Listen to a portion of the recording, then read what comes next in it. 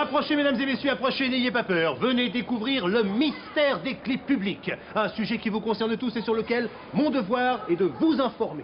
Tenez, vous par exemple, mademoiselle, vous avez déjà envoyé des courriers électroniques sur Internet. Peut-être même des mots d'amour, et vous n'avez pas envie que tout le monde puisse les lire. C'est bien normal. Eh bien, figurez-vous que vos courriers électroniques ne sont pas mieux protégés des regards indiscrets que s'ils étaient inscrits au dos d'une simple carte postale.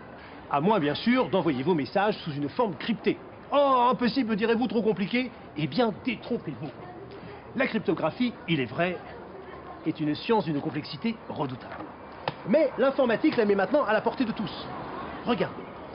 Lorsque vous appuyez sur une touche du clavier de votre ordinateur, la lettre que vous croyez avoir tapée est en fait un chiffre qui correspond à cette lettre, car votre ordinateur, lui, ne sait manipuler que des chiffres. Mais il calcule vite, très vite, et il peut exécuter extrêmement rapidement des opérations aussi complexes que celles que vous voyez ici.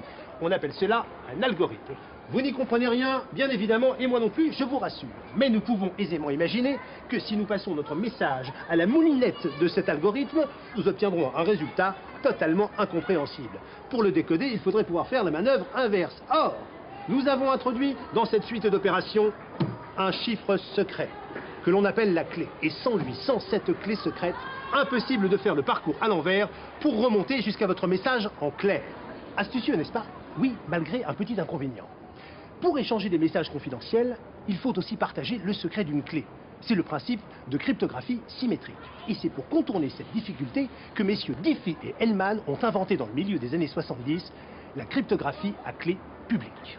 Imaginez une clé que vous pouvez distribuer aussi facilement que vous donnez votre carte de visite. Elle n'est pas plus secrète que le code postal de votre adresse. Elle permet simplement de cacheter un message et d'ouvrir une porte derrière laquelle se trouve votre boîte aux lettres. Une fois le message glissé dans la fente, plus moyen de le récupérer, car c'est une autre clé qui ouvre cette boîte aux lettres. Et cette clé, vous l'avez compris, c'est votre clé secrète. Bien évidemment, vous ne la confierez à personne. Et mon ordinateur, me direz-vous, qu'est-ce qu'il fabrique dans cette histoire de clé? Eh bien, votre ordinateur, il fait la seule chose qu'il sache faire, il calcule. Car ce système, vous vous en doutiez, n'est pas basé sur de la serrurerie, mais sur des mathématiques pures. Rassurez-vous, je ne vais pas vous faire un cours. Je me bornerai à vous rappeler quelques souvenirs d'école primaire où vous avez dû rencontrer des nombres premiers. Qu'est-ce qu'un nombre premier? Un nombre premier est un nombre entier qui n'est divisible par aucun autre, sauf par 1 et par lui-même. Regardez, ils sont entourés sur ce tableau. Prenons par exemple 10 qui n'est pas entouré. 10 peut être décomposé en facteurs, c'est-à-dire 2 fois 5. Mais 11, lui, est premier. 11, c'est 1 fois 11, et puis c'est tout. Des nombres premiers, il en existe une infinité. Il y a toutes les tailles. Prenons-en un, par exemple, de 78 chiffres. Impressionnant. Eh bien, ce joli nombre fait maintenant partie de notre clé privée, quelque part ici. Prenons un autre chiffre, à peu près de la même taille, premier lui aussi, c'est très important. Et maintenant, multiplions ces deux nombres l'un par l'autre. Nous obtenons un nombre de 155 chiffres.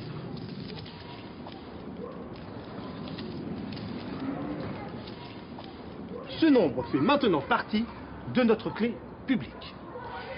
La clé secrète, elle, peut disparaître. Elle doit disparaître.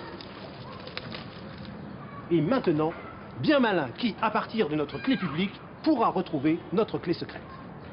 La décomposition des grands nombres en facteurs premiers est une opération très délicate. C'est un véritable défi, même pour les meilleurs mathématiciens. Alors, bien sûr, vous me direz, on peut essayer toutes les combinaisons. Et là, je vous réponds que des nombres de cette taille, il en existe beaucoup plus que d'atomes dans tout le système solaire. Mais c'est vrai, rien n'empêche de penser que demain, un mathématicien pourrait avoir une idée de génie qui permettra de factoriser de tels nombres aussi facilement que l'on découpe une tablette de chocolat, ou presque. Et c'est donc pour avoir la meilleure sécurité que nous conseillons d'utiliser des clés aussi longues que possible. C'est pourquoi le logiciel que je vous propose aujourd'hui pour un prix dont la modicité pourrait vous faire sourire.